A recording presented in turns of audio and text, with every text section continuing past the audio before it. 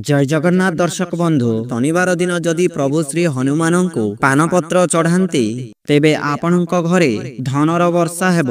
दर्शक बंधु आज आमे आपण मानंको कहिबु प्रभु श्री हनुमान को कौन अर्पण कले सबु मनस्कामना पूर्ण हेबा सह धनर वर्षा होइथाए।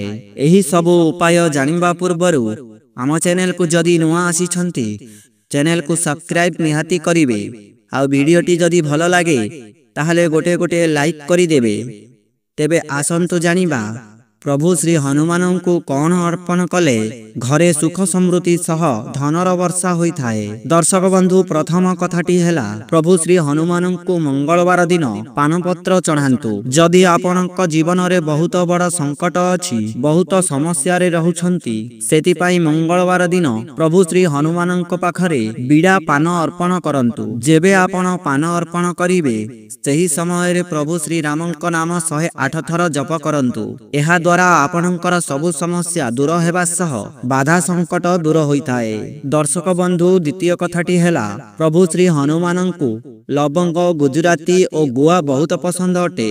शनिवार दिन यह चढ़ाइले शनि कष्ट और मंगलवार दिन चढ़ाइले मंगल दोष दूर होइथाए। राशि तेल दीपरे लवंग पकाई आलती करिले तत्काल सबु संकट हरण करिथांती प्रभु श्री हनुमान। दर्शक बंधु तृतीय कथाटी हेला जदि आपण गरीब अछंती एवं आपण संचय करिथिबा धन रहु नाही तेबे आपण एही उपायटी करंतु। गरीबरु मुक्ति पाइबाकू गोटे नड़िया उपरे सिंदूर लगाई नाली सूतारे बांधी प्रभु हनुमान को अर्पण करंतु। एहा द्वारा गरीबी दूर होइथाए। एही उपाय 11टी मंगलवार दिन करंतु। जदि एही नड़िया को नाली कपड़ारे गुड़ाई घर आगरे बांधी दियंती तेबे घर को नकारात्मक ऊर्जा प्रवेश करि परिबो नाही एवं काहार नजर लागि न थाए। दर्शक बंधु चतुर्थ कथाटी हेला प्रभु श्री हनुमान पाखरे गुड़ और चणार प्रसाद चढ़ाइबा द्वारा बहुत शुभ हेबा सह मंगल दोष दूर होइथाए। प्रत्येक मंगलवार और शनिवार दिन गुड़ और चना भोग लगाइले दारिद्रता दूर हेबा सह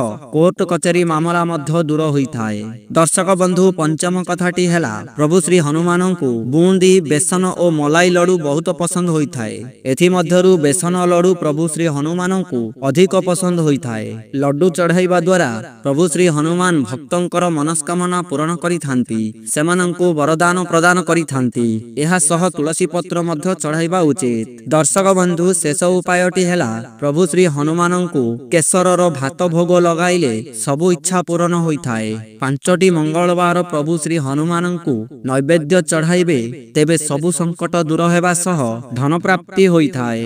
तेबे दर्शक बंधु एही सबु उपाय कले प्रभु श्री हनुमानंकर कृपा दृष्टि आपणक उपरे रहिबा सह आपणक घरे धनर वर्षा होइथाए। तेबे दर्शक बंधु जदि वीडियोटी भल लागिछि लाइक करिबा सहित आपणकर बंधु प्रियजन मानंको शेयर करंतु एवं आपण खुशी रे रहिबा सह आपणकर सह परिवार खुशी रे रुहंतु। एहा हमर हनुमानंक पाखरे निवेदन।